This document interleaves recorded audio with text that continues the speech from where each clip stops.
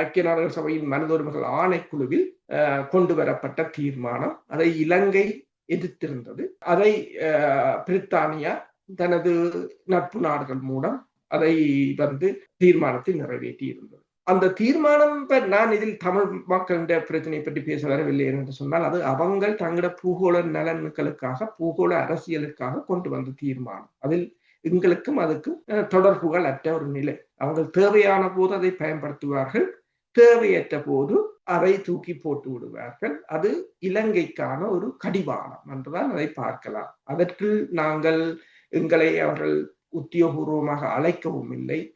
அதில் நாங்கள் எந்த திருத்தமும் செய்யவும் முடியாது. அந்த தீர்மானத்தில் நீங்கள் மருந்துக்கும் தமிழர் என்ற வார்த்தையை நீங்கள் பாவிக்க முடியாது.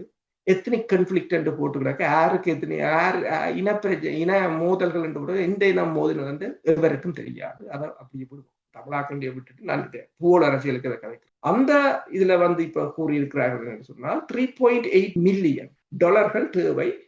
அந்த சாட்சியங்களை இனங்காண்பது, அதை சாட்சியங்களை சேகரிப்பது, அதனை பாதுகாப்பதற்கு 2025 ஆண்டிலிருந்து 27 ஆண்டு வரையிலுமான காலப்பகுதிக்கு $3.8 மில்லியன் தேவை என்றும் போட்டிருக்கிறார்கள்.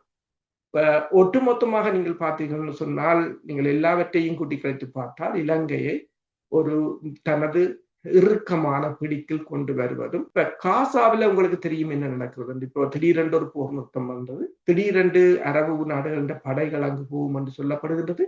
அதற்கு தலைவராக டோனி பிளேயர் போக போகிறார் என்று கூறப்படுகிறது. அது எவ்வளவு தூரம் சாத்தியமாகிறது என்றது அது வேறு விடயம். அதன் நோக்கம் என்னவென்று சொன்னால், அமெரிக்கா அந்த காசா பிரதேசத்தை தன்வசப்படுத்துறதுக்கான ஒரு திட்டம். இப்ப அருகம்பேயும் திருவோணமலையும் கிட்டத்தட்ட அதே ஒரு நிலைமைக்கு வந்திருப்பது போலதான் எனக்கு தோன்றுகின்றது. எந்த சோஃபா உடன்பாட்டை இலங்கை அரசு ஏற்றுக்கொள்வதிலிருந்து பின்வாங்கிய இந்த இலங்கை அரசுக்கு அவ்வாறான அழுத்தத்தை கொடுத்தது பிராந்திய நாடுகள். உதாரணமாக அதிலும் குறிப்பாக நீங்கள் பார்த்தீங்கன்னு சொன்னால் இந்தியா பொறுத்தவரையில் இந்தியா. அப்ப இப்போது அந்த நிலை இந்தியாவின் ராஜதந்திர பொருளாதார பலவீனமும் அமெரிக்காவுக்கு ஒரு சாதகமாகத்தான் இருக்கின்றது. மற்றது ட்ரம்பை உங்களுக்கு தெரியும். இப்ப ட்ரம்பை பொறுத்தவரையிலும் வெனிசுலா மீதான தாக்குதலுக்கான தயாரிப்புகளை ஈடுபட்டுக் கொண்டிருப்பதும், வெனிசுலா மீதான கட்டுப்பாடுகளை விதிப்பதும் என்று தெரியும். அதே போல இலங்கை மீதான ஒரு நடவடிக்கைக்கு அமெரிக்கா மெல்ல மெல்ல தயாராகி வருகின்றது.